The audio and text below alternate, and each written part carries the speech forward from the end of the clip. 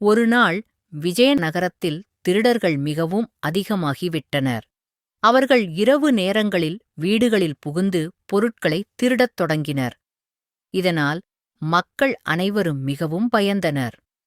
இந்த செய்தி மன்னர் கிருஷ்ணதேவராயரிடம் சென்றது. அவர் மிகவும் கவலைப்பட்டார். இந்த திருடர்களை எப்படி பிடிப்பது என்று மன்னர் அமைச்சர்களிடம் கேட்டார். அமைச்சர்கள் பல யோசனைகளை கூறினர்.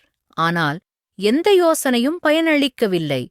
அப்போது தெனாலிராமன் முன்வந்து சிரித்துக்கொண்டு சொன்னார், மகாராஜா, எனக்கு ஒரு யோசனை உள்ளது. இன்றிரவு திருடர்கள் தாமாகவே ஓடிவிடுவார்கள். மன்னர் ஆச்சரியப்பட்டார். அது எப்படி சாத்தியம் என்று கேட்டார். தெனாலிராமன் அமைதியாகச் சொன்னார், அதை இன்றிரவு நீங்கள் பார்த்து தெரிந்து கொள்வீர்கள். அன்றிரவு தெனாலிராமன் தனது வீட்டின் முன் ஒரு பெரிய பலகையை வைத்தார். அந்த பலகையில் அவர் பெரிய எழுத்துக்களில் எழுதினார், இந்த வீட்டில் மிகவும் கொடிய விஷம் உள்ளது. உள்ளே வரும் யாரும் உயிருடன் வெளியே போக முடியாது. இரவு நேரத்தில் திருடர்கள் அந்த வீட்டின் அருகே வந்தனர்.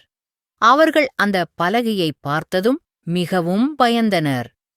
இந்த வீட்டுக்குள் போனால் நமக்கு ஆபத்து என்று அவர்கள் நினைத்தனர். அவர்கள் உடனே அந்த இடத்தை விட்டு ஓடிவிட்டனர். அடுத்த நாள் காலை மன்னர் இந்த செய்தியை அறிந்தார். அவர் தெனாலிராமனை அழைத்துப் பாராட்டினார். உன் புத்திசாலித்தனம் உண்மையிலேயே அற்புதம் என்று கூறினார். தெனாலிராமன் சிரித்துக்கொண்டு வணங்கினார். Thanks for watching Kids Glow. See you next time.